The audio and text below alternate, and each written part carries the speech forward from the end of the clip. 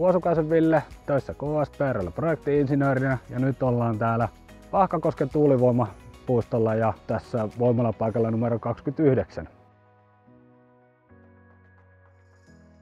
Podscadia käytetään tuohon tilannekuvan seuraamiseen, tilannekuvan välittämiseen meidän tilaajille sekä sitten tiettyjen asioiden tarkastamiseen.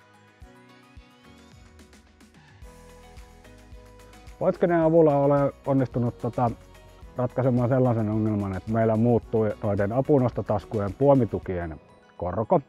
Ja saman asian selittäminen meidän tilaajalle onnistui paljon helpommin Podskadian kautta 4 kuvakaappauksella.